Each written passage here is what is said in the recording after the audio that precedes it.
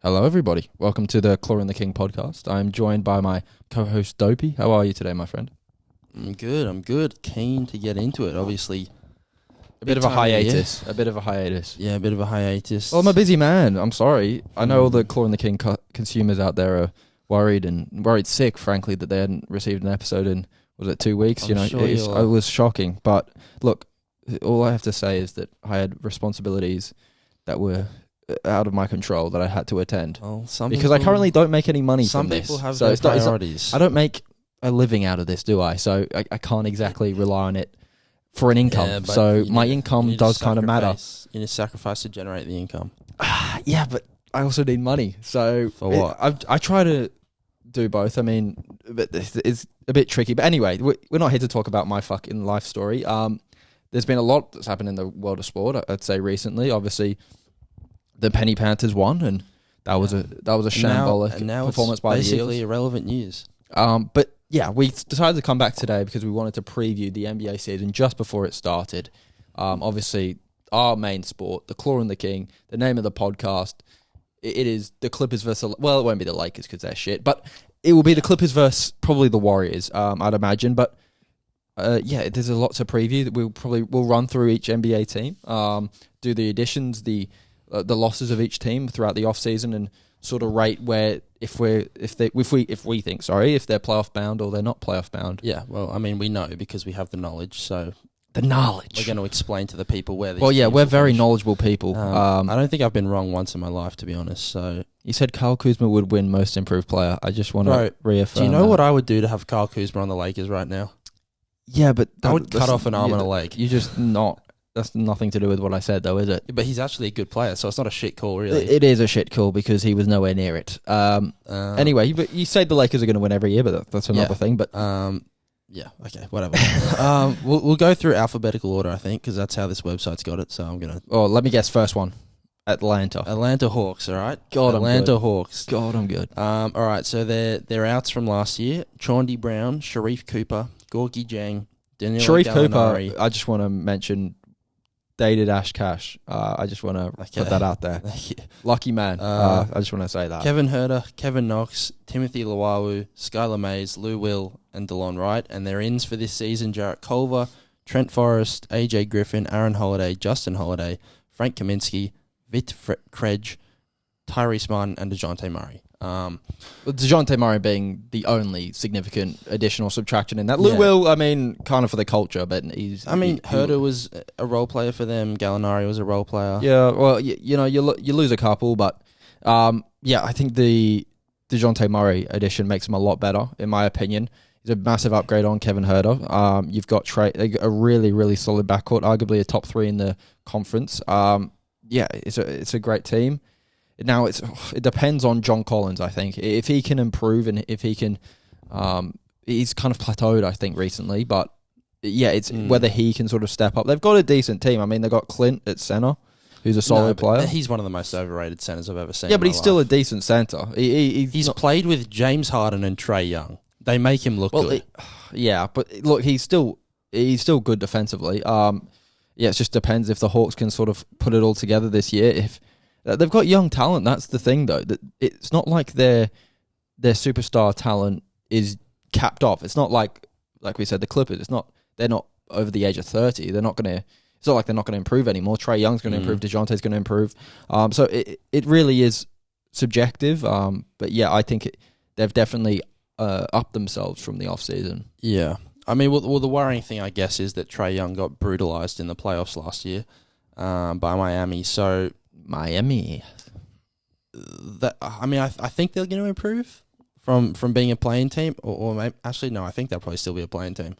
I don't know if I can see them getting a top 6 seed, but playing team, that's bold. You think they're going to be top 6?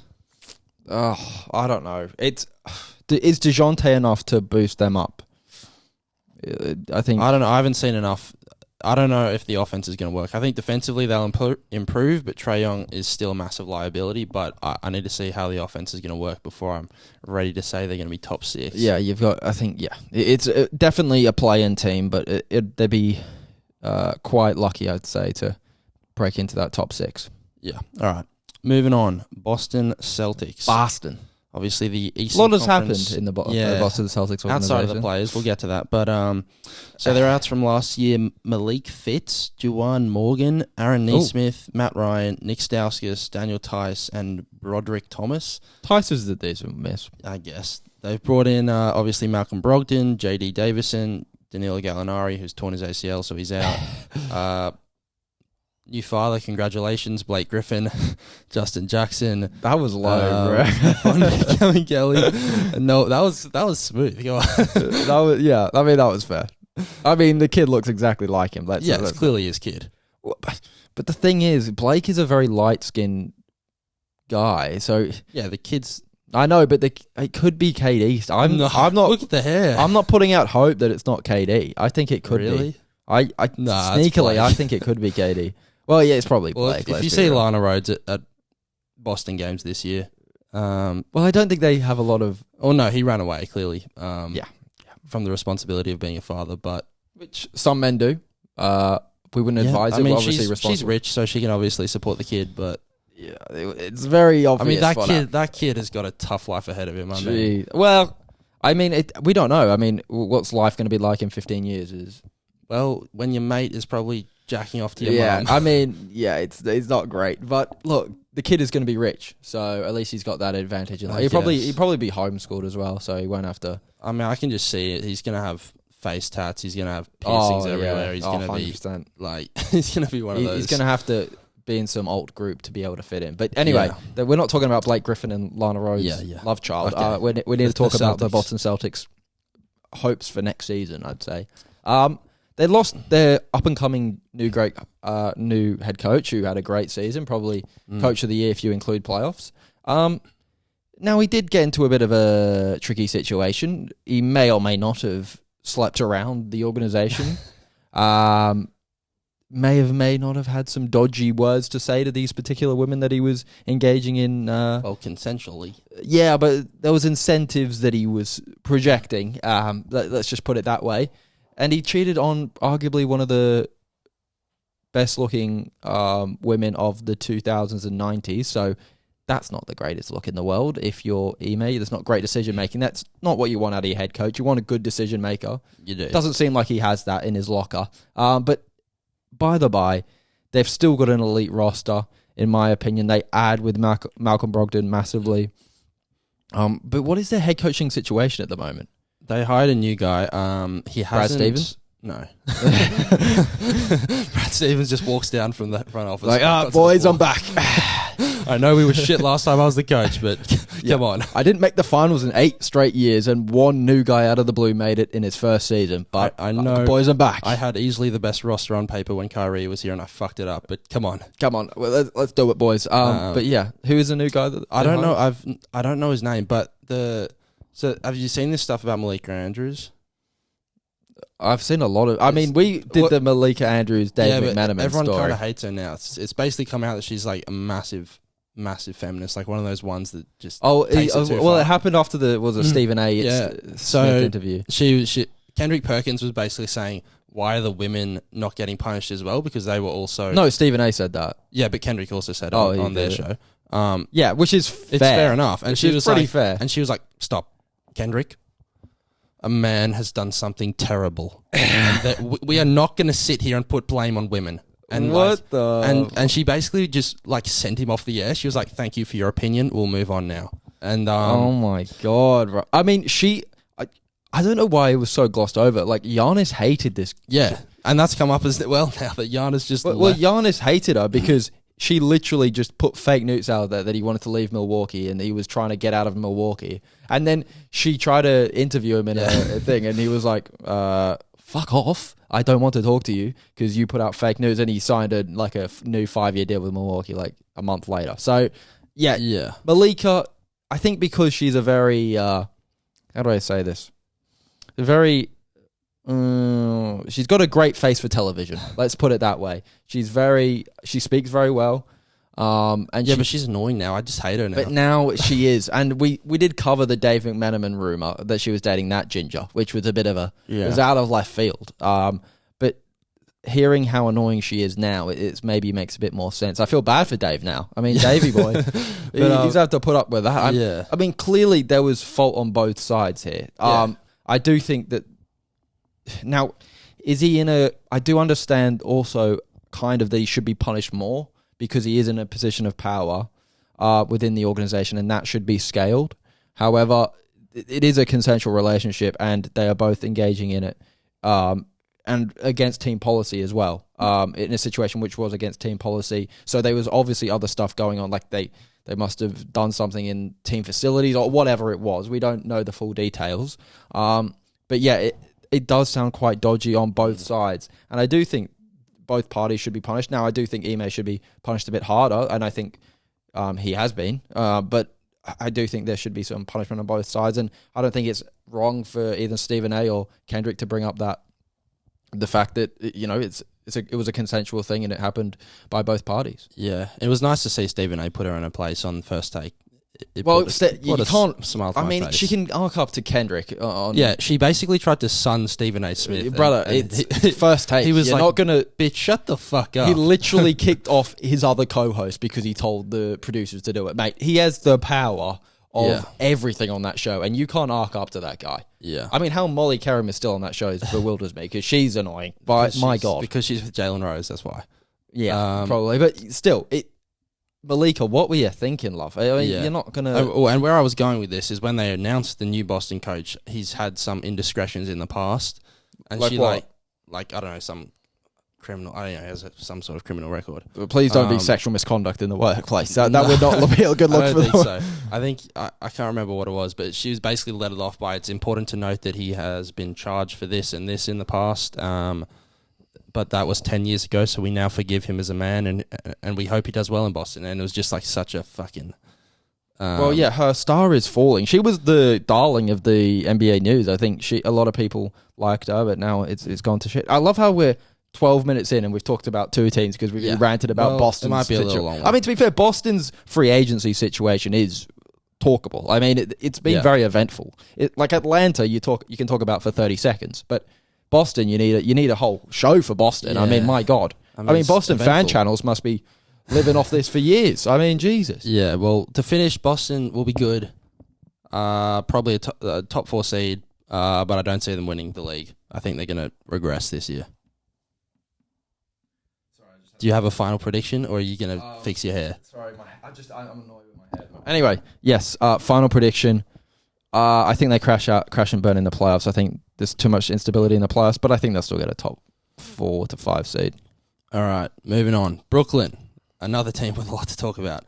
They're out. LaMarcus Aldridge, Bruce Brown, Goran Dragic, Andre Drummond, and new father, congratulations, Blake Griffin. They're ins this year. Markieff Morris, as Flight would say, that guy's... Hang on, who is this? What's this team? Sorry, I didn't hear. What was this team? Brooklyn, yeah, sorry, my bad. As Flight would say, this guy's getting passed around the league like a blunt these days. Well, did you remember that Flight situation where he didn't even know? He thought Markieff and Marcus were the same player.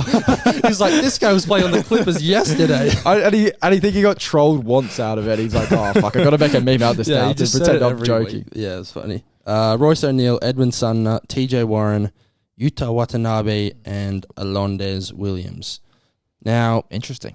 Brooklyn, obviously, they haven't got many big ins, but obviously, I guess they technically do with Ben Simmons. That's the main thing.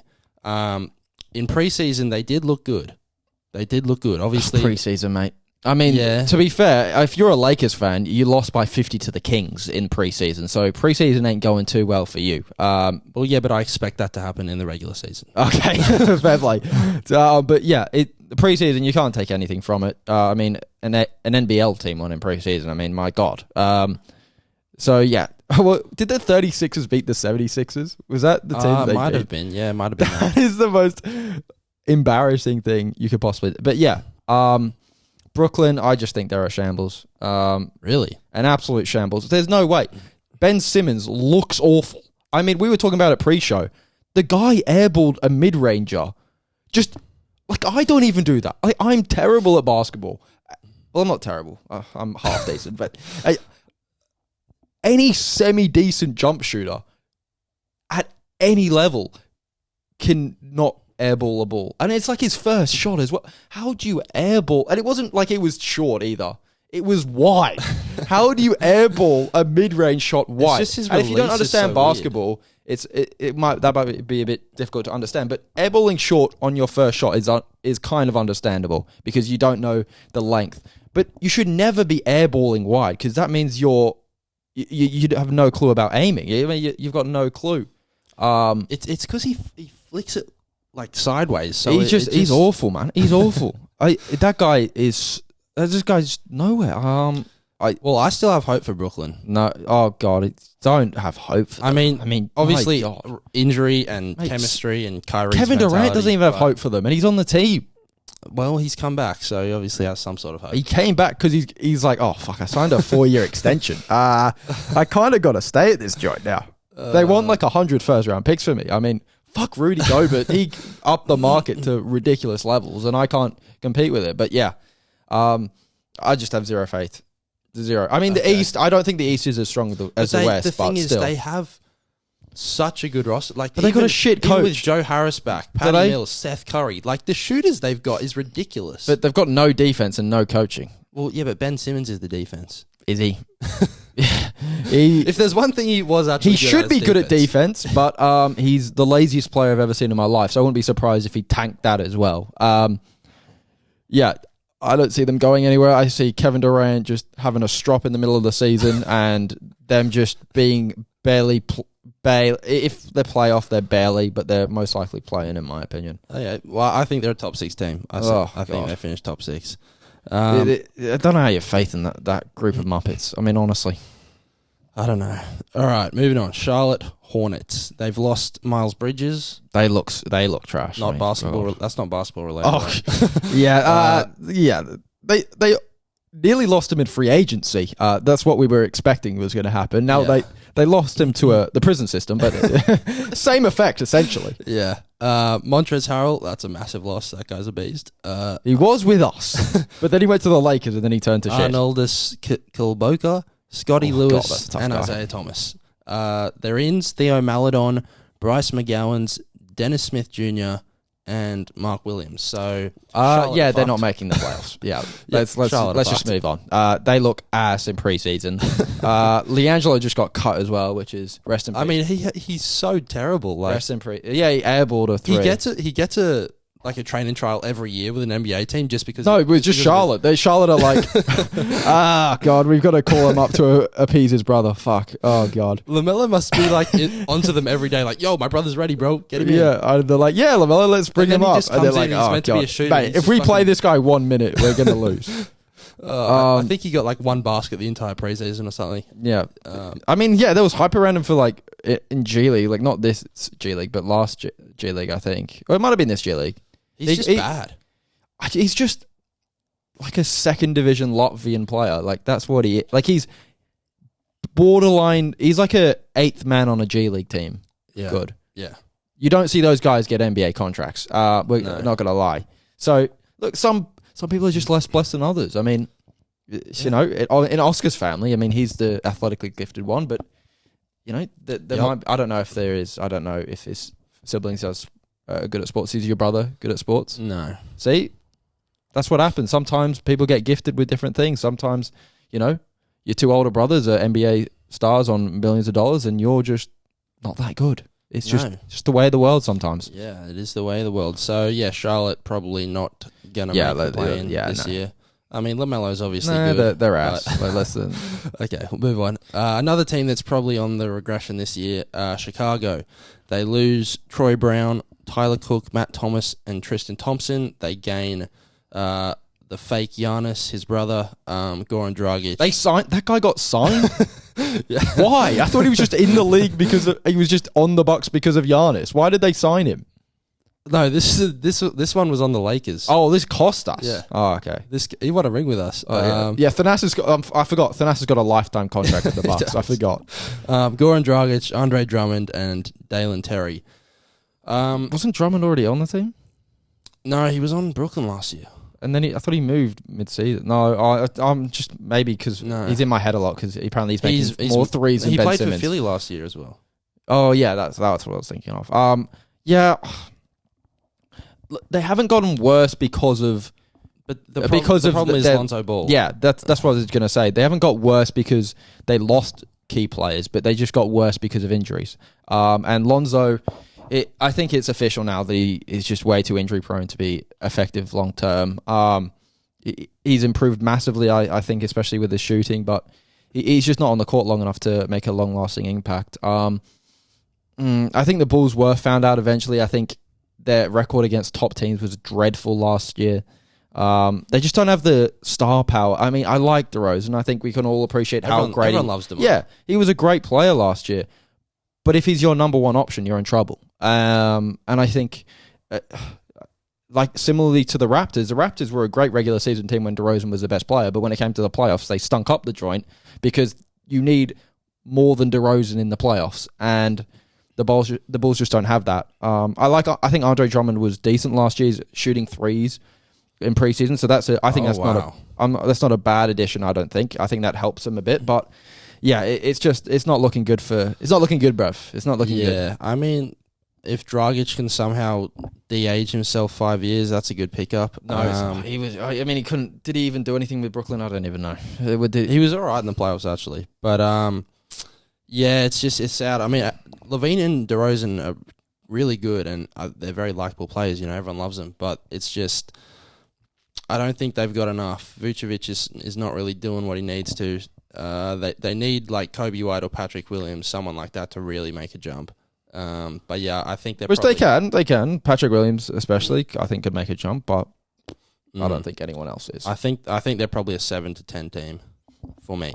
Yeah, they're not really going to perform, are they?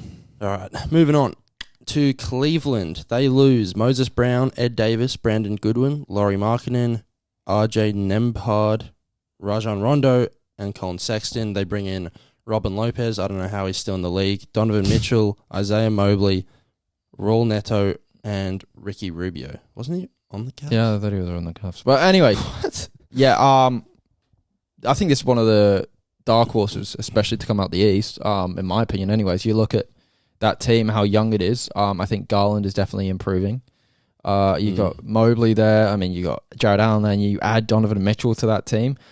I don't love the cohesion personnel wise. I don't think there is enough shooting in that team. Donovan Mitchell obviously can shoot, but he's more of a microwave shooter, isn't he? He gets hot, but he also gets shooter. He's not really a catch and shoot guy. He can go 0 for 13, or he can go 11 for 11 from 3. Yeah, he's a very hot and cold kind of shooter, and he's not very consistent at all from that department. However, they do add star power to a young team. I think they needed it. And Donovan Mitchell's also a very young guy as well, so it's not like he's an aging superstar. But I think a lot of Cleveland fans want LeBron to come back. I think for his career, that's not going to happen. Well, I obviously it's not going to happen. But I mean, if you're looking at a personnel wise, he should definitely try and get out of the Lakers. Let's be real here, but. Yeah, I do think they're a dark horse for me. They're a very, very talented team, and they showed last year that they're for real. And it just really depends on how quickly these young players grow. Yeah, I think Donovan Mitchell's enough to get you top 6, especially from where they were. They were a good team last year. I don't really believe in Jared Allen that much. I mean, I think he's a little bit overrated. Well, he's very good defensively. Yeah. So just defensive centers you don't rate at all. I mean, Rudy Gobert, Clint Capella. I don't rate you unless you have skills, really, and defense isn't a skill because you're tall. Okay, Oscar's just jealous. Okay. You think Rudy Gobert has skills? No, but he still is impactful. Not Rudy. Oh, I thought you were saying Jared Allen there. Jeez, Rudy Gobert is a waste of space, but Jared Allen, yes, I think he does have skills, and yes, he has certain advantages because he's taller, but that doesn't make anything. I mean, he's still an impact. It doesn't matter if he's God-given talents. Yeah, I know, but I'm just saying I rate people more if they actually have skill. Well, LeBron James has probably is naturally gifted person I've ever seen in my life. Yeah, and he's also very skillful. Yeah, but I can see it. Well, Jimmy Fredette didn't have any natural ability, so he's in your eyes he must be a better player. You must respect Jimmy Fredette more than LeBron James. No. But back to Cleveland. I think they'll be good. Probably still, I don't know. I think they're off being contenders. I don't know what they really need. Well, yeah, they're my dark horse, but they just need time. I think some teams rush into sort of building teams like the Lakers, but some teams just need time, and this team does. I think if you make the play-in, if you make the playoffs, and you know, go out 4-0 in the first round, it's not the end of the world. You've got a young team. You've got, I think, Garland signed an extension as well. You've got Donovan Mitchell on a long-term contract. I don't think there's a bad scenario this season for the Cavs. I mean, even if they come 15th, it's still not bad because they get Wembanyama. So, yeah, true. And that's another factor in these previews. I mean, there'll be a lot of teams giving away key assets during the middle of the season. That's why I think you'll see Westbrook a lot of change. So these predictions might not be too accurate because it's teams that are middle of the road. Yeah, but Cleveland's not going to do that. Well, no. You can work out which teams are going to do that. Yeah, you can. But again, you might not be able to. Some teams might, like maybe, are we talking about maybe even a Chicago or even a Brooklyn? If the Brooklyn Nets implode, do they give away Durant? And do they give away Durant for, Oklahoma City's picks? Or what do you do there? I mean, I think there's a lot of variable situations in this.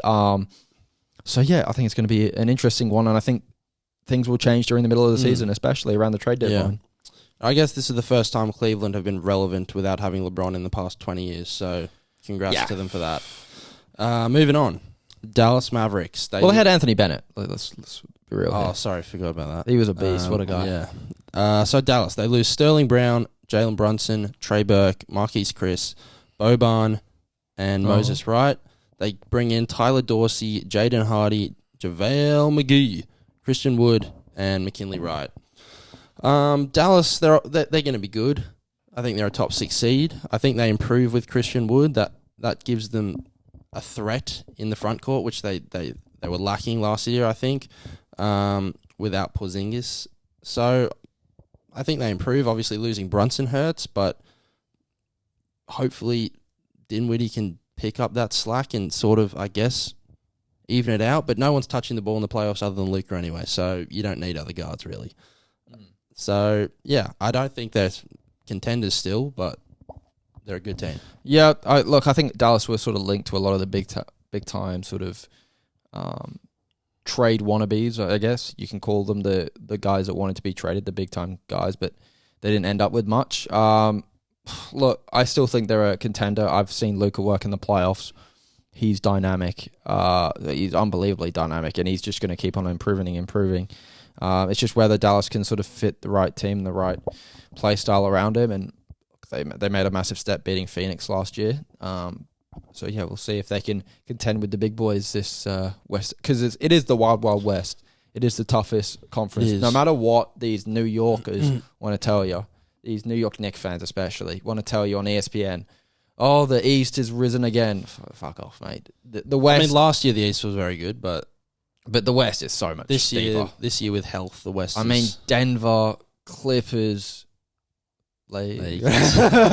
No, but Warriors, Suns, Mavericks. I mean, God, it's just a crapshoot out there. I mean, it's just going to be absolute entertainment. I mean, national televised games should just be Western Conference. I mean, I don't care.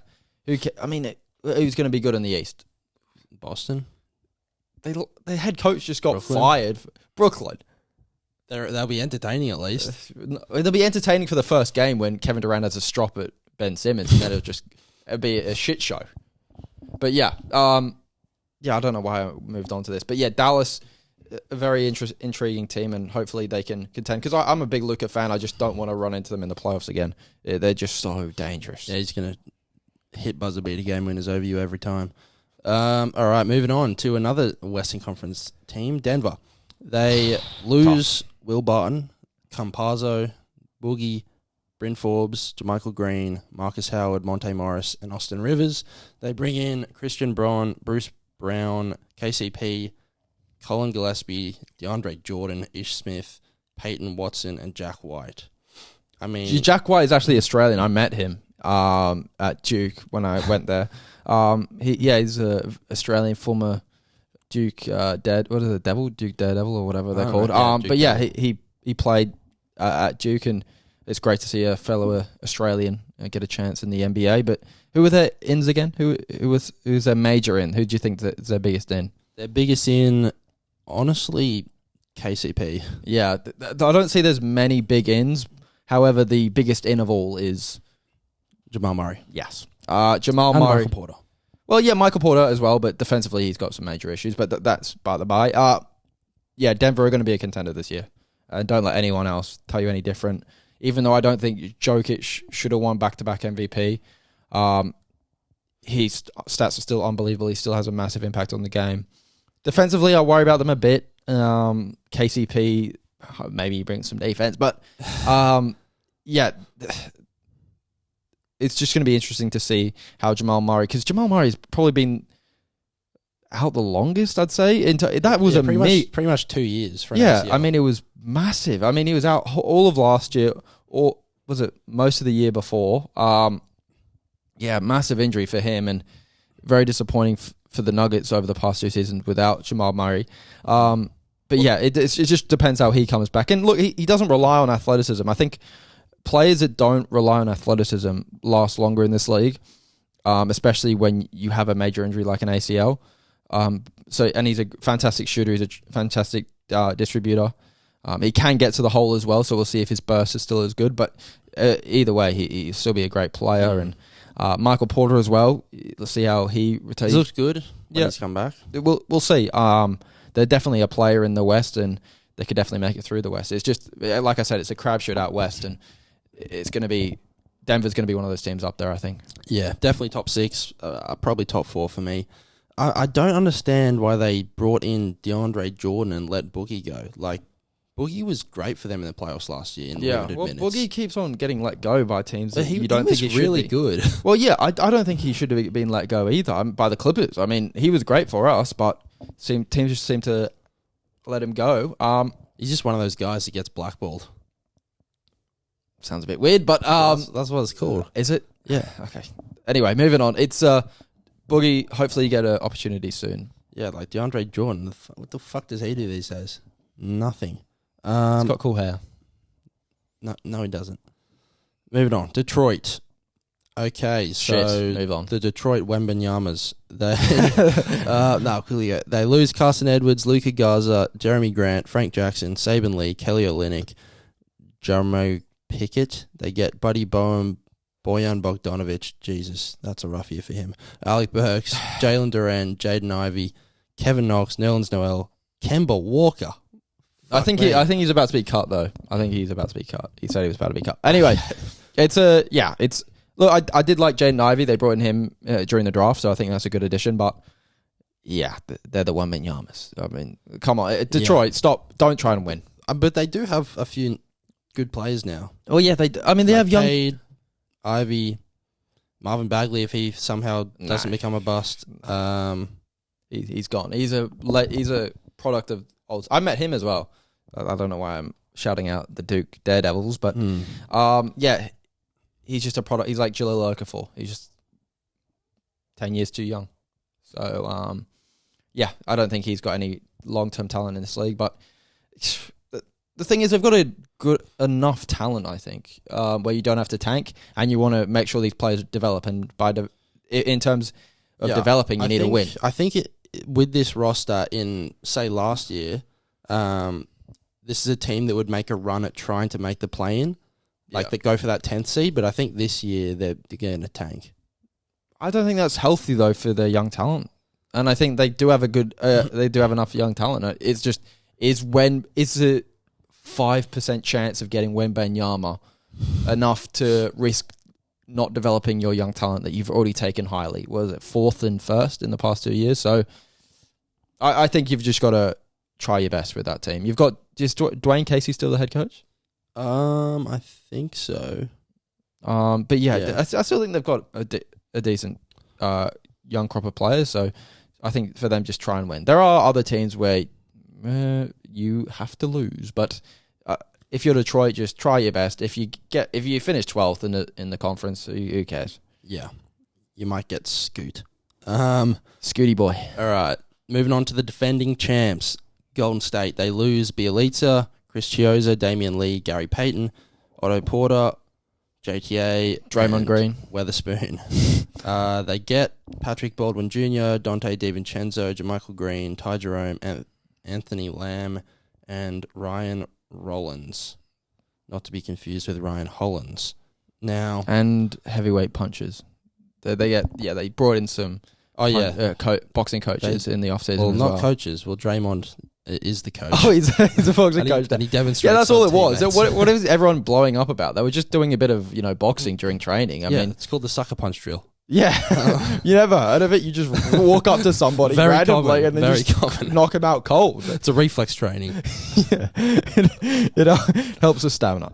Jordan Poole failed. Yeah, He needs to sit the test again. I don't know why he got rewarded with a contract extension either. I mean, but yeah, I still think the Warriors, if they can figure out this minefield that Draymond Green's got them into, I still think they're going to be up there. They're definitely one of the teams in the Wild Wild West, and they've definitely got talent. So I think extending and keeping Jordan Poole and Andrew Wiggins happy is a good thing. There's not much to say about the Warriors. They lost Gary Payton, who's obviously was probably a cult hero more than anything. He was good defensively, but he didn't provide anything offensively. That's some good dunks. So I think they lose a bit, but they gain, but they don't lose enough where it becomes that impactful, in my opinion. It's just whether they can sort of figure out this team chemistry before the season starts.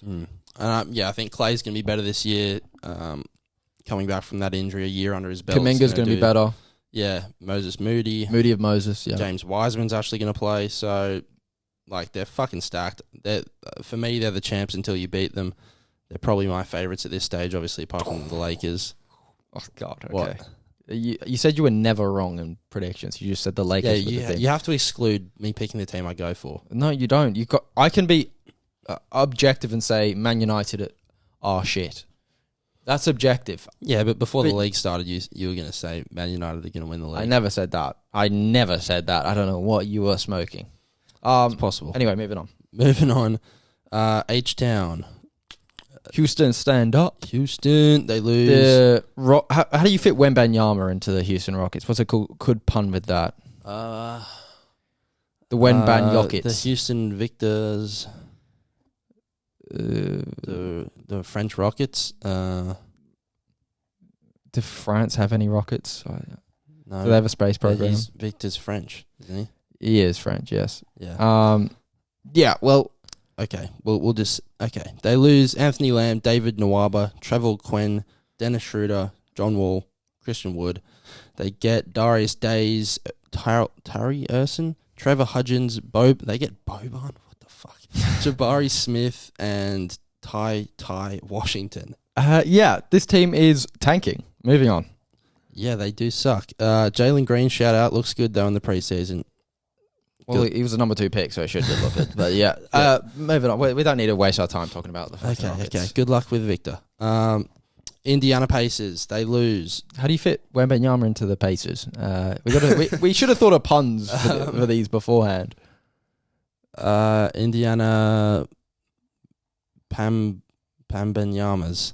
Yes, good one. Nice. Good one. The Pambanyamas. The Pambanyanas. They lose Brogdon, Nate Hinton, Ricky Rubio. When was Rubio on the Pacers? I swear he was on the Cavs. I think he was, and then he went to the Pacers, and now he's back in Cleveland, I guess. Lance Stevenson, TJ Warren, Denzel Lance Washington. is back. No, he's gone. Oh, okay. I thought Lance had gone back for the 7th time. Dwayne Washington, Gabe York. They bring in Kendall Brown, James Johnson, Benedict Mathurin, Andrew Nembhard, Aaron Neesmith, Trevelyan Queen, and Daniel Tice. Wow, that is a star-studded lineup of ins, isn't it? I mean, yeah, you put that with Halliburton and Buddy Hield, and you're good to go. This team is tanking. They literally only have 3 players you'd probably want on an NBA roster. On any roster. I mean, I wouldn't want them in friggin' Mackey's roster. And I mean, Jesus. hopefully they get Russell Westbrook later this year. For what? For Buddy Hield and Miles Turner. Yeah, that's happening. They are tanking, and they are trying to offload every asset they have, apart from Halliburton. Yeah. Moving on. Okay. Moving on to your boys. Clip City. The Claw. The Claw. They lose Hartenstein, Rodney Hood, Xavier Xavier Moon, and Jay Scrub, cult hero. Did we lose Jay Scrub? Yeah. They get... To who? I don't know. Come on, man. Why did we lose? Why did we lose the scrub? He's just out of the league. He was the only scrub that we had. Yeah. To be fair, I mean, you get Moses Brown, Musa Diabate, and John Wall. John, what? To the John. You see, he did the dance. John, oh yeah, teach me how to Dougie. Teach me. That was such a banger back in the. If that comes on in the club, I vibe. That is my number one club song. Before we got John Wall, by the way, it's not just a John Wall phase sort of thing. I'm always down to do the Dougie on I wouldn't do it on this podcast when I wouldn't want to embarrass Oscar like that, and he'd have to do a dance moves, and he would just be shit. But anyway, yeah, main thing for the Clippers this year is obviously the number one thing. Oh, actually, two things: don't choke, don't get injured. It's how you win basketball games essentially. But the Clippers seem to do both every single year. So, or at least one.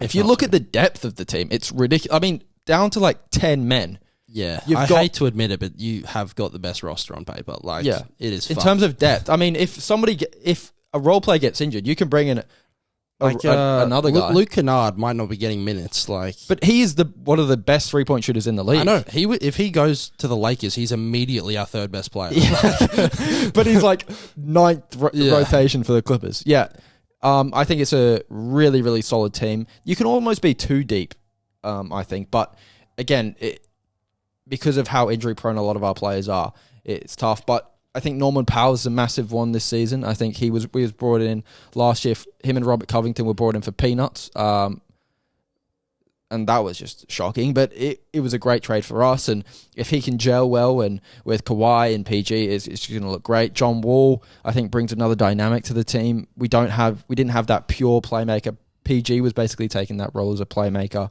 But John Wall adds that playmaking ability that we've needed for so long.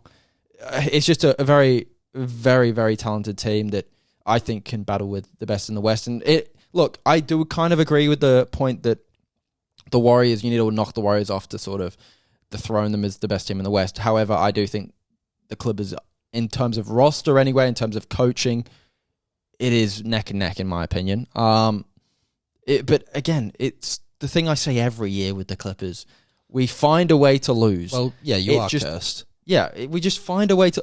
Well, that's what you get for having a racist as your owner. I mean... Steve Ballmer? No, the other guy. The Phoenix guy? No, the owner that we had before Ballmer. Okay.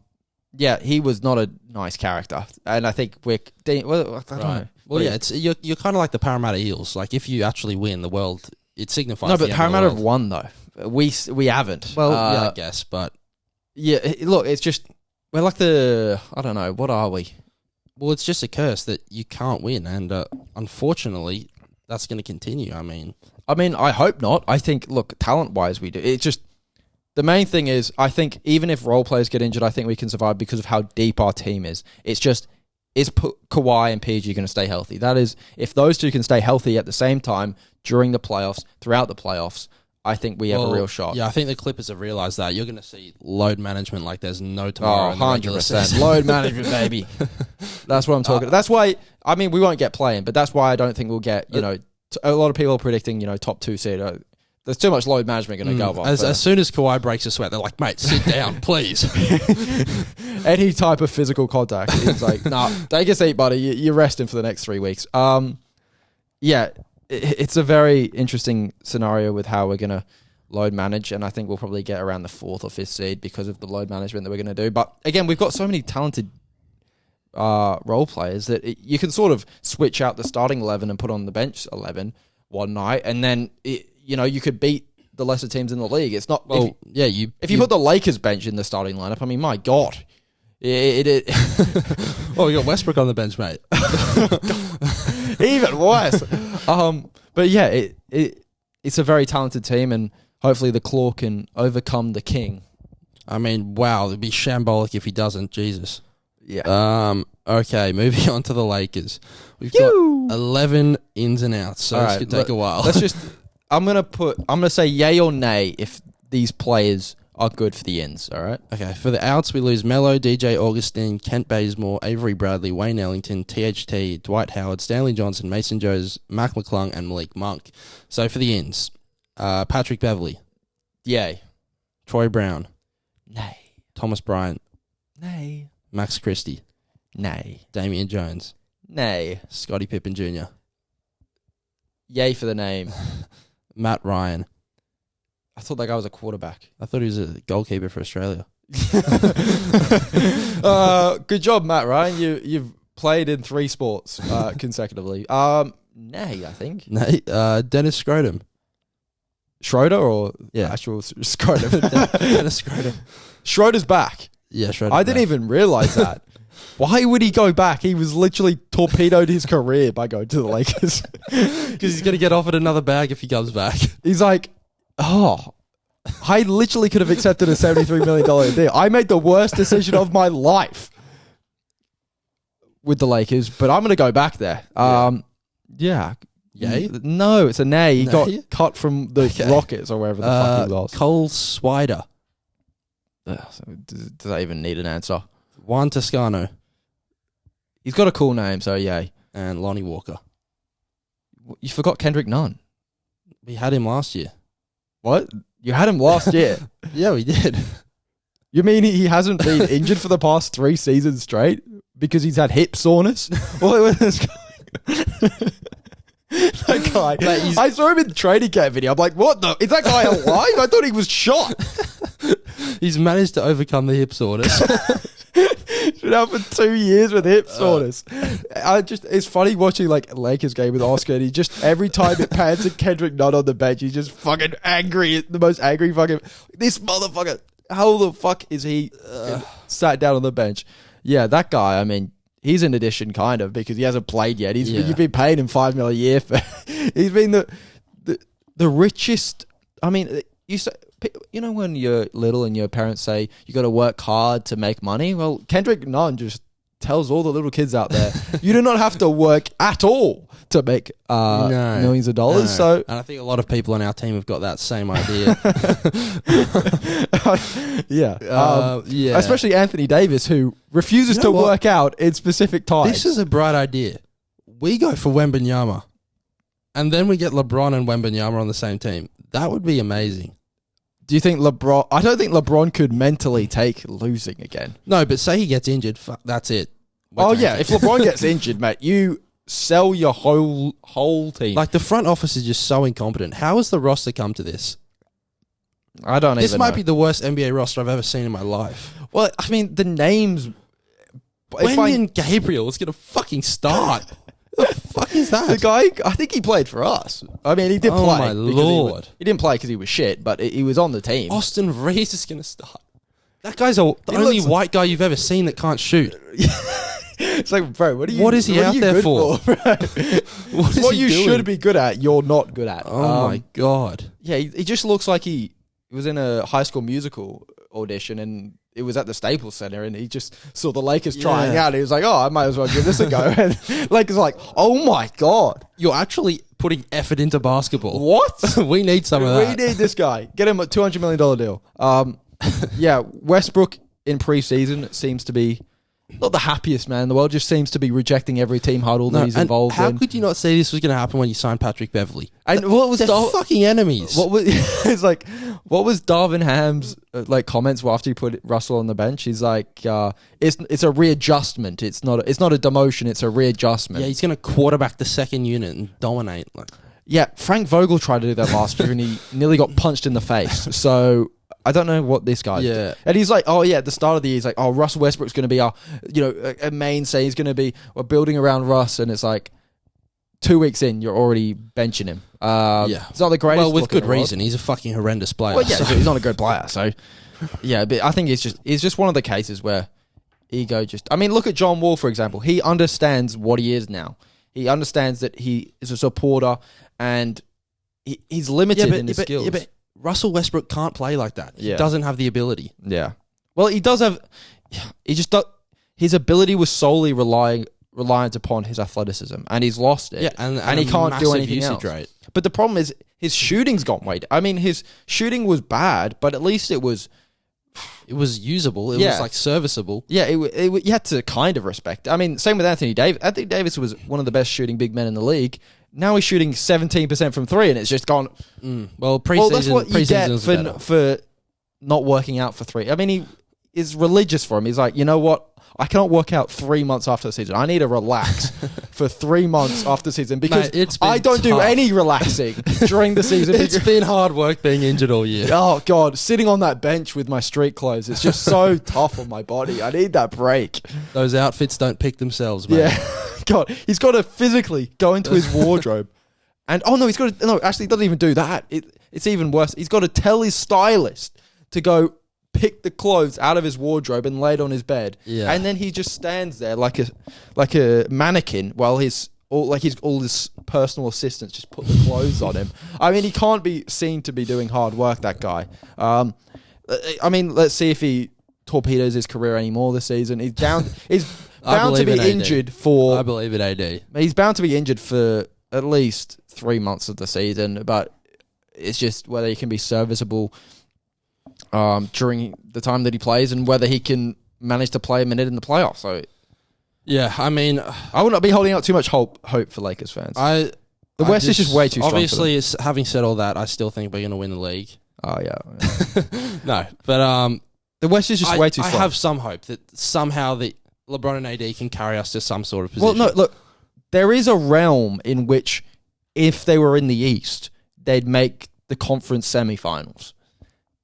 There is no shot in the Western Conference. I mean, you look at team by team by team by team, they wipe the floor with those bums. I'm sorry. Yeah. They're a retirement home on a court. I mean, it's like they're a local retirement home said, hey guys, we're doing some leisure activities at the Staples Center today. I mean, it's a joke. They're the oldest team I've ever seen in my life. They get injured all the time. Oh, what a surprise, because they're 50 years old. We got rid of all the old players now. We just brought in shit young players. I'd rather have the old. I'd rather have Melo. I'd rather have at least Dwight it's a Howard. vibe at that point. It's like, well, we did get rid of THT, which, thank the Lords, the worst player in NBA history. Well, that's the funny thing is you got rid of him for nothing. When like a year ago you could have traded him for something good. We were like, no, we have to keep hold of him. He's the future. Yeah, for the future of fucking tanking. Yeah, and it happened before as well when you traded every talented young player you had apart from Kuzma, who was the worst young player. And then we got rid of Kuzma, and now he's good again. So, but for nothing, all the Pelicans wanted for Anthony Davis was like Kuzma and a couple picks, and you're like, nah, no, don't have Kuzma. Have Lonzo, Ingram, Josh Hart, and 4 picks. And then they all turned out to be like all-star level players, apart from maybe Josh Hart. They all seem to be borderline all-star level players. The only one that isn't is Kuzma, and then he stinks up the joint. The Lakers fans kick him out, and now he's a solid player again. It's just, it's like I'm watching someone be a Manchester United fan, because I'm a Manchester United fan, and I can imagine the joy that other fans have watching Man United fans suffer. It's like that. It's such a weird out-of-body experience. It is just really quite amazing how many horrendous decisions the front office has made. Obviously, you can't say the AD trade was bad because you won a championship, but everything since then. Was anyone there to witness it? Yes. It could have just been a simulation. Let's be real. Okay. It was a Mickey Mouse fake touched video on this game enough. We've touched on this championship. Enough. All right, we'll leave the Lakers there. I mean, the now. Clippers choked. That never happened, so it couldn't have been real. That was so out of the ordinary. We'll move on. Memphis, they lose Kyle Anderson, Jarrett Culver, DeAnthony Melton, Evans Pons, Tyrell Terry, and Killian Till. They get Kennedy Chandler, Danny Green, oh my God, Jake LaRavia, Kenneth Lofton Jr., David Roddy, Vince Williams. Like, when you're reading through this, you don't even realize some of the acquisitions. It's like Danny Green's on the Grizzlies now? Why? Yeah, nothing. Absolutely nothing. They lost nothing. They brought in nothing. I mean, Anderson's it's the slowest player I've ever seen in my life. Yeah, slow-mo. He's somewhat impactful. Look, the Grizzlies, I said it last year, the most overrated team in the league. What happens? They fluke out in the playoffs. I think they're going to take a major step back this year. I think so many more teams in the West have improved. They were decent. They were good last year, but every other contender had major injuries, and they didn't. So that's why they moved far. I've said this about Ja Morant. It's a controversial take. I think he relies way too much on his athleticism, like Russell Westbrook did, like John Wall did, and you'll be great for years. But if you get a major injury, you are fucked. He has not developed, even though he's young. He can shoot a bit. But he hasn't developed a mid-range game. He just hasn't developed a game that doesn't rely outside of his athleticism. And I know it's working for him now, and if he doesn't get injured, it's completely fine. However, the warning signs are there because of John Wall and Russell Westbrook. Now, it's very young, and Russell Westbrook and John Wall were very effective in their 20s, so obviously it's not something to worry about now, but also Derrick Rose is another example. But at the end of the day, I just don't think their talent matches up anywhere near the Wild West, and I wouldn't include them in the Wild West list. That's maybe a controversial take, especially to ESPN. So you got them playing? I've got them at fifth. Look, they could have a better record than the Clippers because we're going to just load manage the whole season, but it's going to be lower playoff, but I expect probably 7 to 8. Yeah, I do think they're going to come back to the field. I definitely don't think they're going to finish top 2 this year. Again, there's just so many I think Denver are probably going to finish second, in my opinion. Yeah. I mean, yeah. I even last year, I didn't really rate their roster. Obviously, I think Ja's amazing. You know, the way he plays, whether it'll last or not, whatever, he's good for the moment. They just don't have that second or they're third just talent. like Jaren Jackson Jr. is too inconsistent. He looks weird when he Dylan shoots. Brooks, fucking loser. I hate that dude. Desmond Bane's cool, but they're just it's just not enough really. They're just good players. They're not all star. They've got a bunch of good players. They're like the Clippers, but without Paul George. In a sense, they've got a bunch of really solid role players, but they don't have that second star that they need. Yeah. All right, moving on. Miami. They lose Markieff Morris, Michael Mulder, Javonte Smart, and PJ Tucker. They bring in Jamal Cain, Nikola Jovic, and Drew Smith. They also add Jimmy Butler's dreadlocks. No, they're gone now. Yeah. Oscar didn't believe me when I said they were hair extensions. I don't think they are. They were hair extensions. Nobody grows hair that quick like that. He might. It was a few months. He hasn't grown hair in like... Yeah, because he cuts it. No, that was not... That doesn't happen in a month, brother. He's not fucking... He's not...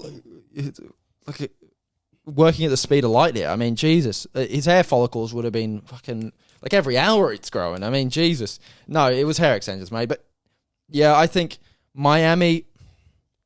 Look, I still think the East is so wide open. It's a tough one. They still have a decent... They rewarded Tyler Hero. I think he's probably key into what they do this season. But I do think it's probably one of their last chances. Jimmy Butler... They need a better year from Lowry. Yeah, Jimmy Butler's old. Kyle Lowry's looking older. Bam, he's got to take another step, I think. And Tyler Hero's got to take another step. Oladipo, if he improves... Well, yeah, I mean, they've got the worst contract in the league in Duncan Robinson. I mean, that's the funniest thing ever. I mean, they pay the guy like $100 million or whatever they paid him. A lot of money. And then they found the exact same guy, but better in Strauss, for free, and he plays the same position at more minutes in the playoffs than Duncan Robinson. Yeah. It was hilarious. They've just got the exact same player, but they're playing one guy $90 million and the other guy $0. So yeah, I mean, but they weren't going to bring in anyone anyway because of how much money Lowry and Adebayo and Butler are on. But yeah, I think they do have a chance, but I think it's slimmer than some of the other teams in the East. But again, the East is so bad, I think. It's really, the Cavs could do it. The Boston, if their coach doesn't, sexually, oh, actually, no, that was a good omen for them probably last year. I mean, but I don't know. The Boston really have a shot. I don't know. I think they got a shot, yeah. They're one of the teams. Let's put it that way. I mean, I believe in Miami just because of Jimmy. He's my favorite player. I love him. It was Paul George before he went to the Clippers. No, never was Paul George. I did like Paul George, but now... He says this is the fucking reason I hate the Clippers. They get all the players I like. John Wall's my boy. Paul George is my boy. And now I fucking hate them. Well, yeah, I mean, you were... When when John Wall was traded for Russell Westbrook years ago, you were like, well... The Rockets win this trade. John Wall is a much better player than Russell Westbrook. Yeah. Now, it turns out they were both crap because they were both... But still, John Wall wasn't crap. He was just injured. And then when he came back from injury, the Rockets sucked. So it wasn't a great situation for him, but still. Yeah, still. All right. Moving on. Milwaukee, a lot of people's team to beat in the East. I mean, a lot of people think they would have won last year barring injury. They lose Rajon Tucker, Luca Vildoza, and Lindell Wigington. They get Marjon Beauchamp, AJ Green, and Joe Ingles. Jingles. I didn't know he was on the Bucks. Nice little pick up there. No. Well, Jingles is one of his favourite players as well because he just loves saying Jingles. He's Australian. Yeah, I think they're the number one team by far in the East. By far. I mean, like I said, Miami's one of the teams. Boston's maybe one of the teams. I just think if a healthy Milwaukee team comes up against Boston again, they win. And the Boston, in my opinion, are worse because of the instability in the organization. So, yeah, they've lost. But sorry, no, the Bucks are 3 in my opinion. Again, it all depends on injury. You never know with injuries. It's such a massive play that sort of goes under the wraps when people make predictions. But yeah, I do think that the Bucks are by far and away the best team in the East right now. Yeah, I think they're up there for sure. They'll be there at the back end, obviously, if they're healthy, and good luck to them, I guess. All right, moving on. Minnesota. They lose Malik Beasley, Pat Bev, Leandro Balmaro, Jake Lehman, Greg Monroe, Josh Okogie, Jared Vanderbilt, McKinley Wright. They get Kyle Anderson, Bryn Forbes, Luca Garza, Rudy Gobert, Josh Minott, Wendell Moore, Eric Pascal, and Austin Rivers. I think they're just going to go for Wembanyama for shits and giggles now. We don't have enough size in the front court. Yeah, we need more size. Let's bring in Cat, I know you're a true 5, but have you ever thought about playing the 3? Oh, the 3. More like the point, mate. What are you talking about? Yeah, they made the worst trade I've ever seen in my life, and now they call themselves contenders. Shut the hell up. Yeah, You're in the play-in, and that's it. The only reason I can see them being contenders is because I think Anthony Edwards is him. He's got a. I think he's right up there. They've got 2 centers. I know the problem. They think it's 1990. What are they doing? The problem is obviously Rudy Gobert and Karl Anthony Towns. There's no way it can work on the floor together. They're too big. Like one of them is going to have to guard Kevin Durant. They're going to get destroyed. So look, they got talent. If you put them all on individual teams, they've got talent. You'd say those players are talented, but together it's a nightmare. The lane is just going to... I mean, Anthony Edwards must be going like, where can I go? I've got to dunk over my own teammates. Which you can do, to be fair. Yeah. It's not out of the ordinary for him, but yeah, I can just imagine Cat just camped on the 3-point line like a fat idiot, and it's just going to annoy the hell out of me because he's such a beast down in the paint when he wants to be, but now he's got Rudy Gobert just hugging the fucking basket. It's just going to be an absolute nightmare. Throw the lob. Like, shut up. Do a post move. Do something. He actually did a post move in the preseason. It was one of the Did he make it? Yeah, he made it. I think it might have been the first post move of his career, but it is. It's not even. It could be. It definitely is. Yeah, they're a playing team. They lose in the play-in or the first round. Yeah, that's their ceiling. First round ceiling. I mean, I don't know if Minnesota fans are going to hate us, but I mean, if you're an excited Minnesota Timberwolves fan, I get your team has sucked forever, but this is not the answer. And yeah, people in the media, they love Rudy Gobert. So like, wow, Timberwolves are on here. They're right. They voted him Defensive Player of the Year 100 times in a row. So they love him. It's like then I watched Terrence Mann fucking dominate him. The guy's like 11th on our rotation, and he's torching the 3-time Defensive Player of the Year that Rudy Gobert is. It's ridiculous. Yeah. All right, we'll leave Minnesota there. Moving on. New Orleans. Boogie gave him work. Boogie can't even fucking get a team. Yeah, I know. Okay, moving on. New Orleans. This is a team that I think actually improves. New Orleans. They lose Gary Clark, Jared Harper, and Tony Snell. They bring in Dyson Daniels and Darren Sebron. They lose the attractiveness out of the squad with Tony Snell gone, but they gain, obviously, Zion Williamson being healthy. Zion's a massive factor for them, and it's just going to be a very... They've got great potential. Yeah, look, Zion looks really thin. He looks really good. He actually looks... He got taken... It's funny how in different sports we judge fatness differently. Like, for example, Paddy Pimblett just is like he's so lovable because he... Yeah, but when he fights, he's shredded. Well, when Zion plays, he's skinny, but when he was injured and when he was in this off-season, he gets fat and everyone just takes a piss out of him, but Paddy Pimblett's just... it's all laughs and giggles. So, yeah, I do think Zion looks really good. He looks thin. He's probably the thinnest that he's looked in a NBA jersey. I have said this. I do think he doesn't look he has so much athleticism, but he doesn't look as athletic as he did in college. I've never. Yeah. When you watch highlights or you watch his games, especially, maybe not highlights, but when you watch his games, he's very obviously dominant in the post, but he's very post dependent. He's not exploding to the rim. He's not doing. He's just out muscling guys and making. He's very good with his layups in and around the key. I don't see him making moves like he did in college. We'll see if his athleticism is going to come back. I doubt it will because he just came off an injury, but I'm hopeful for him. And look, they're a decent team out west, and we'll just see if I think they finished top 6. Ingram announced himself last year in the playoffs. He was incredible for them. I think he can be a legitimate number 2 option. CJ McCollum, we've seen him go to the conference finals as a number 2 option. He's a solid number 3 in my opinion.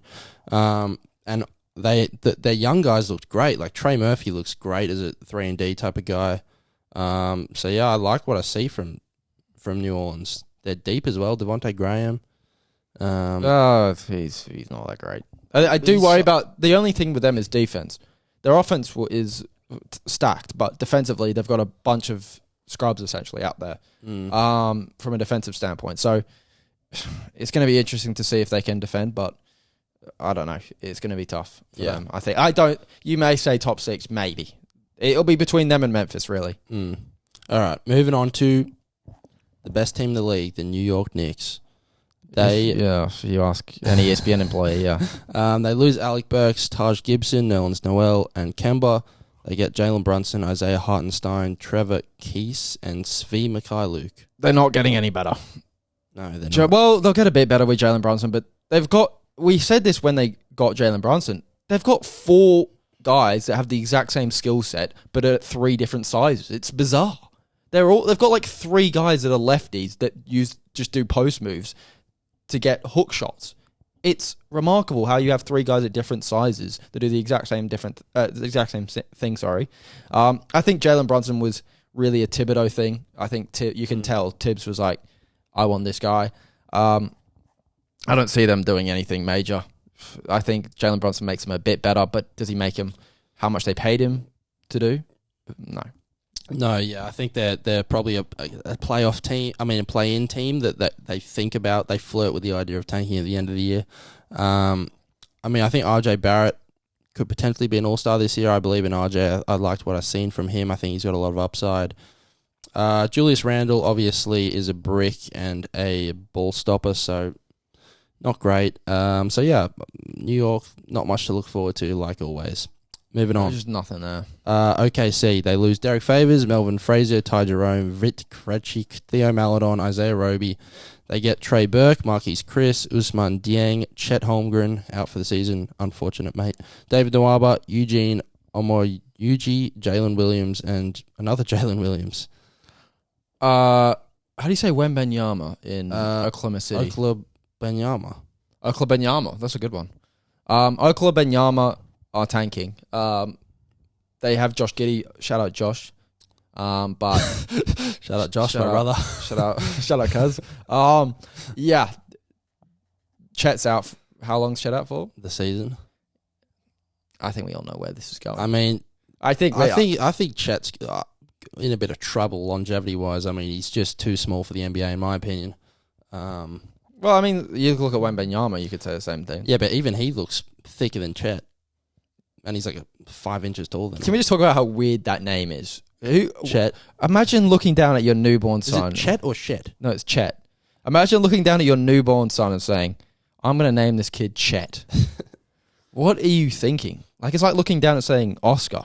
It's like, oh, is it really? Why would I call him Oscar? No, I'm kidding. Yeah, they have no shot. I mean, I love Shea. It's a shame for him, really. I think he's one of the more underrated players in the league, but he just gets no recognition. He's just sitting there. He literally gets shot down half. He's like, he walks into the coach's office. He's like, he starts hitting crazy half-court game winners, and they're like, Shea, sit down. You're bench for the rest of the season, buddy. And he's like, oh my God. But no, the front office must be into his ear like, mate, please stick with us. 1 or 2 more years tanking. We've got 94 picks. You're going to have a roster. They're going to say that to him when he's 37. They're gonna, he's just like, one more year. He's just got a grandson. They're like, please, chat, 1 more year. Just 1 more year, Shea. Oh, fucking Shea. Why am I saying Chet? Yeah. Yeah, they're tanking. Yeah, they're tanking. Another team that's going to be tanking, Orlando. They lose... God, no, don't even mention it. We have to mention it. Gosh. They lose Brazdakis, Kennedy, and Robin Lopez. They get Paolo, Bol, Kevin Harris, and Caleb Houston. Yep, they suck. They'll be tanking. They're one of the teams I want to see get... You know how people are talking about Seattle? Move Orlando. Who the hell cares about the Orlando Magic? Move Orlando to Seattle to get the Supersonics. Or move it to Vegas or do one of them. Don't fucking keep it in Orlando. Why do they get a franchise? Yeah, I mean, in 20 years, the best they've finished is 8th? 7th? No, they had Dwight Howard years. Oh, true, Dwight Howard. In 10 years.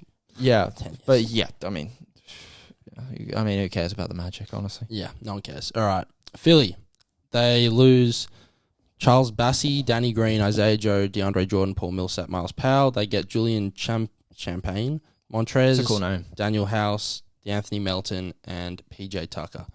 Philly going to be there or thereabouts in the East? Yeah, they'll be there or thereabouts. I think they're, again, one of the teams that are sort of in the tier below Milwaukee. But we must not forget James Harden is filled with honey buns and Doc Rivers is your head coach. Things have not changed. James Harden came out and said, talking about how he didn't get enough credit for taking a pay cut. Buddy, you were ass last season. That's why you got a pay cut. You're sitting if you asked for a pay rise, you should have been put in a mental hospital. I mean, you're sitting on about $500 million. What are you talking about? It's like, I took a pay cut. I got 180 million. Oh God, what a pay cut. Good job. You took 30 million instead of 37. I wanted to buy 20 houses. Now I can only get 19. I wanted to buy the entire Honey Bun franchise, but now I can only buy the North American Honey Bun franchises, and it's just annoying. It's just, yeah. It's unfortunate, James. Unlucky, but you can't buy 10 billion Honey Buns anymore, but still, you're still a bit chubby. He said he lost weight. Doesn't look like it. I think it looks like he's lost a little. He looks chubby still. Mate. I think he's just chubby. That's just... Yeah, but he wasn't in his prime, though, was he? He was always a little bit. He was never super jacked. Honey Bun Harden needs to get off the honey buns and he needs to get in the gym. That's what he needs. Joel is just going to be... I think he could ask for a trade after the season, honestly. Really? Mate, well, again, depends. I think he loves... Maxi's looking really good. Well, I think he loves Philadelphia, but if he has to get coached by Doc Rivers again, I think he might lose it. Yeah, I just don't... How does that guy have a job still? I mean, what the hell are they smoking? I don't know. I mean, just get anyone. The guy is the most serial failure in the history of NBA playoffs, and you're still... It's like, well, look at his regular season wins record. He's top 5 regular season wins of all time. Like, who gives a fuck, mate? He's had one of the best... He's had 3 unbelievable rosters at 3 different franchises, and he's won 1 ring where he had an unbelievable team. Cool story, bro, but you choked every other series you've been in, so that's why Philadelphia will fall short again. I mean, you can say the same about the Clippers. Historically, we failed, but personnel-wise, we haven't failed. Yeah. I mean, yeah, Miami will probably knock them out again, and Jimmy will just be screaming, Tobias Harris over me. Tobias, I mean, yeah, again, Philly front office again. Another stupid move. They kept Tobias Harris and paid him $180 million and let Jimmy Butler go. And they brought in Al Horford. The Utah must have been going, you know what worked out really well? When Philadelphia signed Al Horford to work with Joel Embiid. That worked out really well, didn't it? And they let go of Jimmy Butler. Minnesota. Oh, yeah, Minnesota, sorry. Minnesota must have been looking at them going, oh, it's a cheeky little... That is a fucking brilliant That suits idea. me. I'll have a bit of that, please. Yeah, it was just an unbelievable move that torpedoed Philadelphia, and it's going to torpedo Minnesota. So good luck, Minnesota. Yeah, all right. Well, Philly, they'll be there, probably second round team, maybe third round team, who knows. Phoenix, obviously they've had a tumultuous offseason as well. They lose Aaron Holiday, Gabriel Lundberg, JaVale McGee, and Alfred Payton. They bring in Jock Landau, shout out Jock, Damian Lee, Josh Okogie, and Dwayne Washington Jr.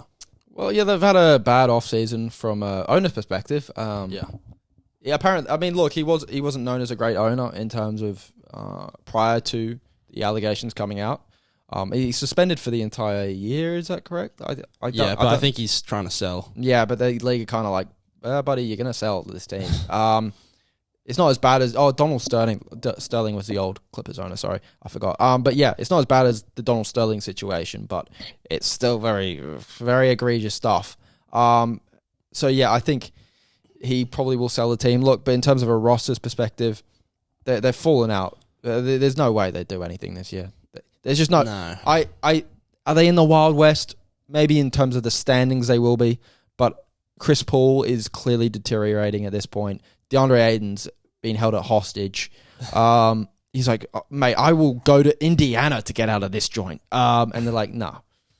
We didn't think you were going to get any offers in free agency, so we let you walk. We didn't think you were good. Turns out you are. Turns out teams want you. I don't know why, but we can't lose you for nothing. But no, now. Come here and sit on the bench. Yeah, come on. And apparently it wasn't really released in the playoffs, but Monty Williams and DeAndre Ayton had a massive, massive argument during that Dallas thrashing, and that could be a franchise-altering defeat. I mean, that was just shocking. Yeah, how they were like pummeled. Massive favourites going into that, and then they got blown by 50 pretty much. Yeah, so Devin Booker, look, he's the next Kobe Bryant according to fucking Stephen A and ESPN, but has he really improved that much? Does he have skill? Does he have an elite? Has he added an elite passing game to his repertoire? Has he added, a defensive skill set? Is he anything else? Look, could he be a number one option on a championship winning team? Probably, but he'd need, say for instance, they need Chris Paul at his prime to be able to do that. And Chris Paul is clearly not at his prime anymore. I like Monty Williams as a head coach. I think he's a really good head coach. But yeah, I just don't think they'll be able to compete with the top teams in the West anymore. They had 2 years where basically the West was completely injured, and they dominated the regular season in that time period, but they didn't even make it. I mean, they made it to the finals, and I think everyone and their mum knows that was their chance, and they blew it. Yeah, I mean, I think Phoenix will still be good in the regular season, but I can't see them contending for sure. Well, yeah, I just don't see him. I don't see him beating Denver. I don't see him beating the Clippers. I don't see him beating Golden State. I just don't see them beating any of those teams. So I don't see them going past conference semis. They got what's Jay Crowder doing? He's just retired, I think, from Phoenix. Did he? Well, he said he doesn't want to come in to work. It's just a bad situation in Phoenix. A lot of players. It's just a hostage situation. It's like Somali pirates. I mean, what the hell's been going on at Phoenix land? Yeah. So Phoenix, bit dodgy. Still has some semblance of a chance, but I doubt they'll do anything. Yeah. Moving on, Portland. How do you fit Wembanyama into Portland? I don't. They can't go for Wembanyama. If they don't go for Wembanyama, they're idiots. What if they... Oh my God, they got Dame Lillard. Cool. You need 14 other players on a team. Okay. They're like the Lakers, but with Damian Lillard instead of LeBron James. Yeah, I guess. I mean, so they lose Eric Bledsoe, Kejan Blevin, CJ Ellaby, Elijah Hughes, Joe Ingles, Didi Luzardo, Ben McLemore, Brandon Williams. They bring in Drew Eubanks, Jeremy Grant, good pickup, Gary Payton, Olivia Sarr, Shaden Sharp, and Jabari Walker. Again, they're just doing what they always do. What do they think? Hang on. Why did they get rid of CJ McCollum? Because, okay, they analysed it and said, look, we're not winning a championship. We need to get rid of our really good starters. So they got rid of, and we need a tank for good young players. So they got rid of their good starters in Norman Powell and CJ McCollum. And then in the offseason decided, you know what? Let's get good starters back. So we're middle of the road again. What are they thinking?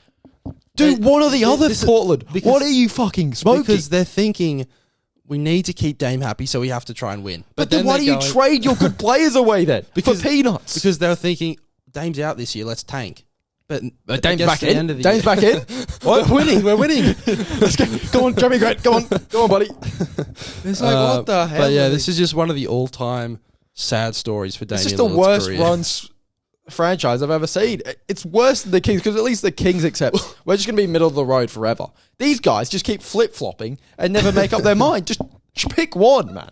But I think it's just Damian Lillard he's too proud for his own good. I mean, he's got to get out of there. I get it. You grew up in Oakland and you're loyal and all that, but I mean, come on, man. You've got, 2-3 years left in your prime? Get out of there, mate. I don't know what... I mean, there must be some kind of voodoo, what's the mind control thing called? I forgot. I don't know. Mind control. Okay. But yeah, there must be some kind of thing going with his head. I get you're loyal, man, but do something for your career. Okay. I know we don't like players at ring chase, and it sounds contradictory, but you've got to have, at some point, you've got to have some self-respect. Not even ring chase. Maybe just go somewhere with one good player on the team. Yeah. Like, just, I don't know. It's just go to the East, man. Just go to, like, I don't know. Yeah. I mean, and it's not even like you may as well stay there for the money. You've got the biggest contract in NBA history or whatever it is. Like, yeah, you got the bag. Now get the fuck out of there. Yeah, I don't understand it, but Dame likes it there. I think Portland kind of want him to go, and they expected him to like go, and they're like, oh, okay, fine, we'll get rid of you. Yeah, they were thinking if we trade his best mate, he's going to ask out. And Dame comes back in the off season. Hey guys, you ready for the upcoming season? And they're like, we thought you quit, but how did your pass work? We locked you out the building, buddy. I thought we were trading you. And they're like, no, let's play. And they're like, oh, okay, we're playing with Damian now. This is going to go swimmingly. We can't trade him because then we look like the most evil people ever. Yeah. Yeah, we can't. We just kind of hoped you'd initiate the leaving process, but never mind. We'll soldier on and finish 11th again. Yep. Another middle of the year road for Portland coming right up. Okay, Sacramento. They lose. No, don't even talk about. They lose Dante. They lose Mo Harkless. They lose Justin Holiday. They lose Josh Jackson. Damian Jones. Jeremy Lamb. They get Dellavedova.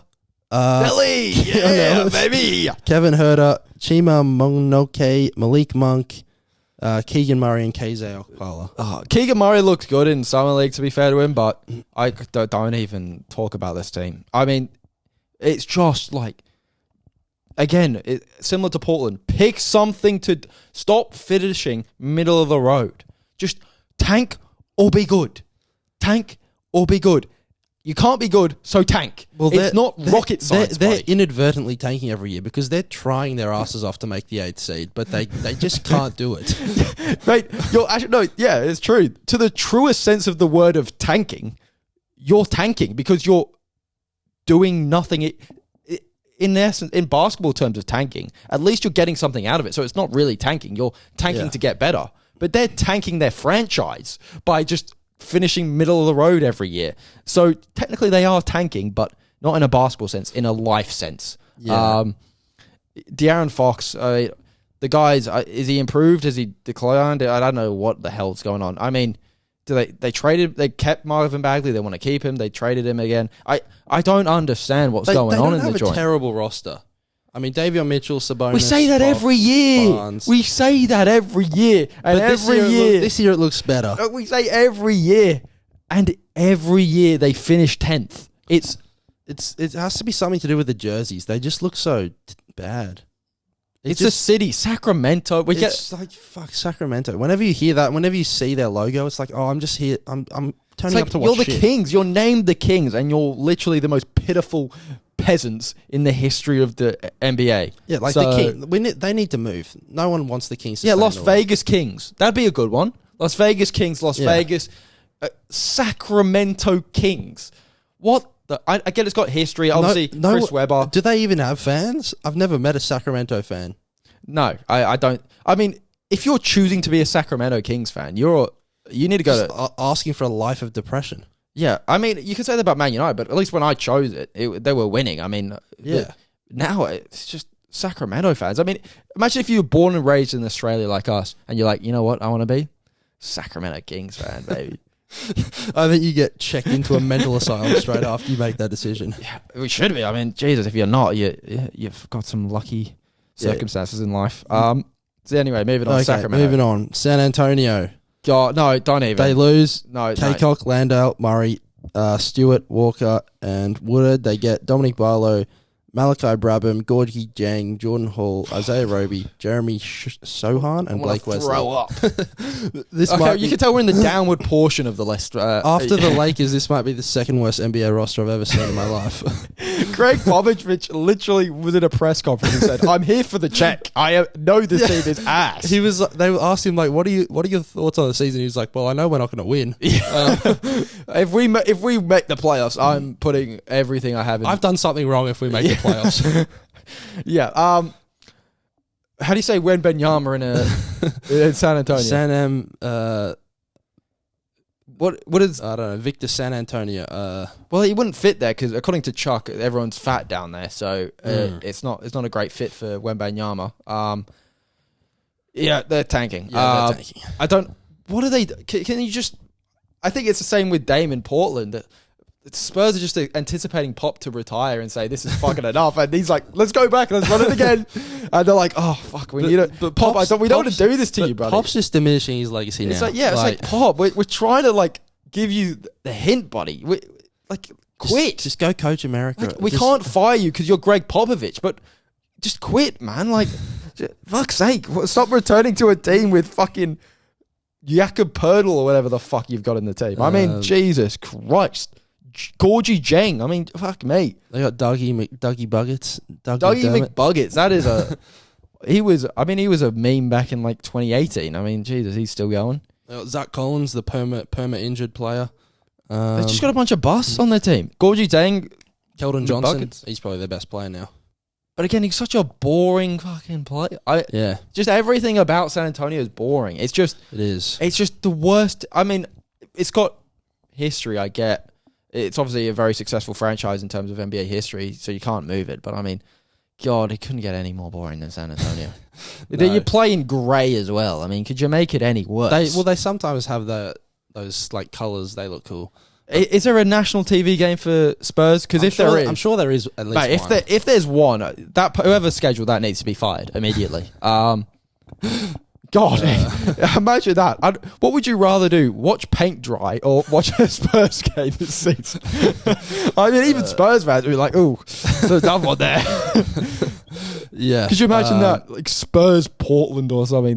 God, I'm sure there is a game like that at some point. Oh God, the worst one would be Magic San Antonio. Oh God. Yeah. God, I'd rather just, I don't know what I'd rather do. I mean, I'd rather do anything than that. I mean, I'd rather go to the club we went to on the weekend than watch that game. I mean, Jesus. Yeah, moving on. Good luck, San Antonio, in your conquest for Victor. Okay, Toronto. They lose Isaac Bonga, Armani Brooks, David Johnson, Svi Mikhailo, Yuta Watanabe. They get Jeff Doughton, Ron Harper Jr. Jeffrey Dahmer. Jeez, they've got a killer instinct on the basketball court. Juancho Hernan Gomez, Christian Coloco, and Otto Porter. So they've had nothing. They've lost nothing. They've got a good core of young players. They were probably the main team linked with Kevin Durant during the offseason. Yeah, I think there was a lot of teams' surprises of the season. They were my surprises of the season last year. The fact that they were competing so highly. I do rate Nick Nurse a lot, but I just didn't expect guys like Scotty Barnes to produce so early. Again, it's just a situation where they don't... I compare it kind of to Memphis. They're a small market team, even though they've got a rabid fan base, but they just don't have that... They don't have enough star power in there, and they've got good role players. They got Pascal there. You know, they got some good Fed Van Vliet. They got some really good players there, but they need that star player, and they had it in Kawhi, but they lost it. And ever since then, I just think they've been falling a bit short. But look, they'll make some noise in the East. They'll probably make lower playoff to early play-in spot. So yeah, nothing really to say about them. Yeah, I don't really believe in Toronto that much. I mean, a few decent players. I wouldn't be surprised if they missed the playoffs altogether, to be honest. I mean, well, they're definitely making play-in. I mean, the East is I think they get play-in, but I don't know if they make playoffs. Like, Siakam is good, Trent's good, Van Vliet's good. But they're very underrated because no one covers the Raptors when they don't win. So guys like Pascal Siakam had an upturn year. Obviously, Scotty Barnes was probably pretty well sort of published in the media. They're probably going to make the playoffs now I think about it. So yeah, they got a good team. I think they're probably 5th, 6th, 7th, 5th, 6th, 7th, somewhere in there for me. Yeah, like what I said.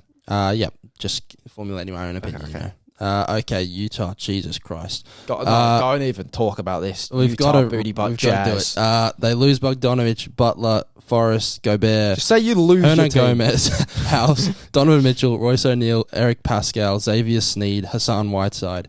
They get Okchai Agbaji, Malik what a Beasley, replacement. Leandro Belmaro, Simone Fontecchi, Taylor Horton-Tucker, Johnny Zuzang, Walker Kessler, Laurie Markkinen, Kelly Olynyk, Micah Potter, Colin Sexton, Jared Vanderbilt. God, have mercy. I mean, we all knew it was happening when they hired Danny Ainge as a GM. We all know what was going to happen. Brian Windy predicted it. Was like, what happened with this random Royce O'Neal? What happened? Why would the Jazz let go of Royce O'Neal? And he predicted the entire thing collapsing in front of everyone. Yeah. How do you say Wembanyama in Utah? Victor Mormon-Yama. Mormon? Because Utah's full of Mormons. Do you not know that? I don't know. Okay, Mormon-Yama. They got a bunch of... the Mormon-Yamas, I think you're going to lose a lot of games this season. So I don't know what really to say about them. Not looking good for them this year. Not looking good, bro. They've still got like Conley and Gay and Clarkson just sitting there. What do you call Clarkson? What? What did you just call Clarkson? You said Gay Clarkson. Why did you say No, I didn't. You said Clarkson was just gay. Why did you? No, I said Conley and Gay and Clarkson. Oh, okay. I misheard you. Sorry.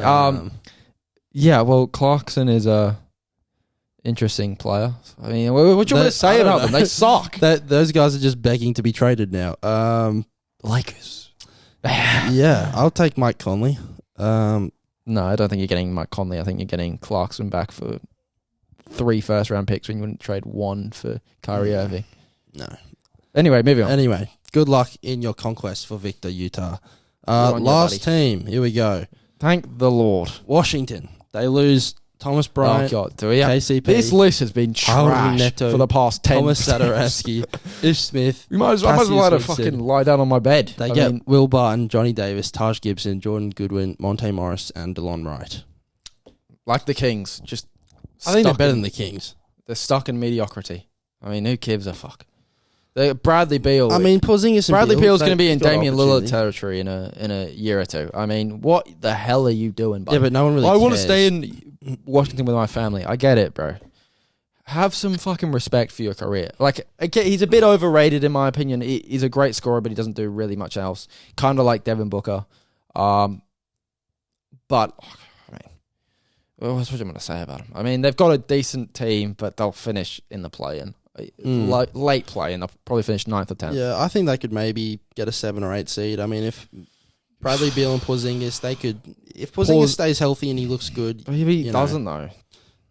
Yeah, but he's still got the potential there. He just needs to put it together. I mean, Kuzma is good. Rui Hachimura is decent. Again, they've got 3... Rui Hachimura and Kyle Kuzma have the exact same game. Nah, Rui's a bit more of a mid-range merchant. Kuzma's a bit more of a 3-ball chucker. It's just, it's not a great team, is it? They're not doing I don't anything. mind them. What are they doing? I don't mind them. Just trade Bradley Beal and reset. Come on. Okay. They could actually... No, I actually think they could be... You know, what we were talking about earlier, how mid-season a lot of teams could maybe make that late-season push for Wembanyama. I think they could be looking at that team going, we could trade Beal here. We could bench Rui. We could maybe trade Porzingis again. I don't know.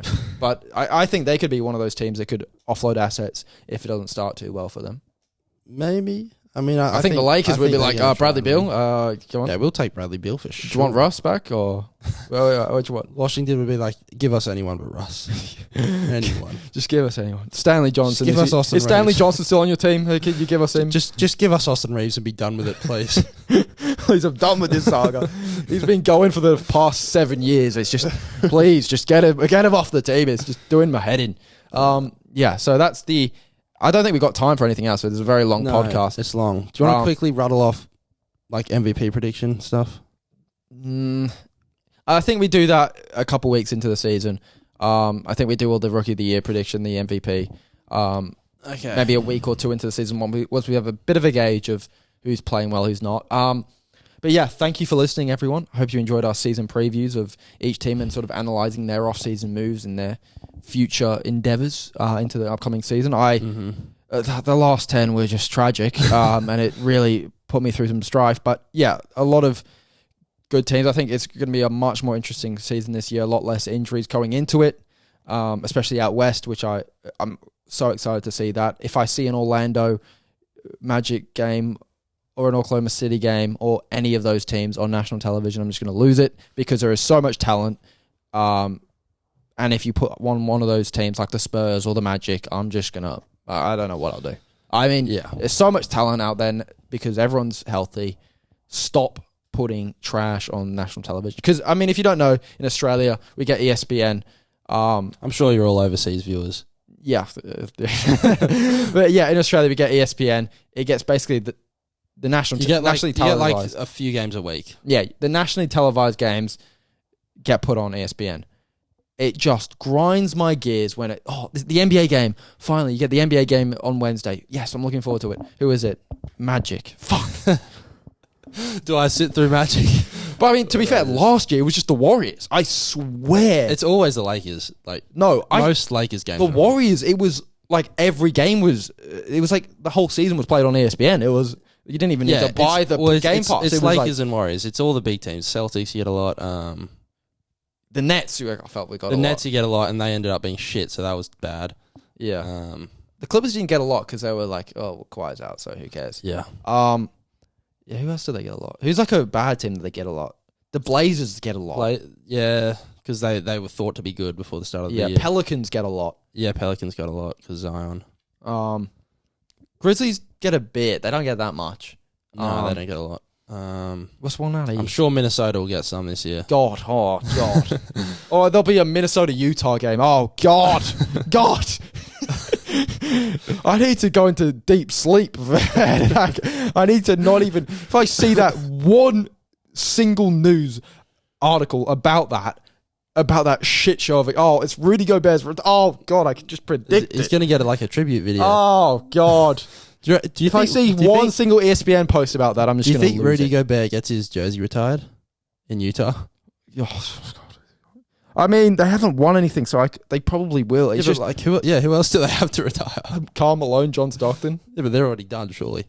Yeah, I mean, God, I'd get Royce O'Neal's put up there. I put Gordon Hayward up there before him. I put fucking Derek Favors up there before him. I mean, God, I'm just thinking about it now. About all these comeback games. Oh God, if I can accept it once. If it's twice, God, it's just. Oh God, I'm just losing it. Well, yeah, we'll leave it there. Thanks for watching, everybody. Make sure you subscribe if you haven't. Check out the IG, the TikTok, if something ever gets posted there. Adios, amigos. Yeah, peace.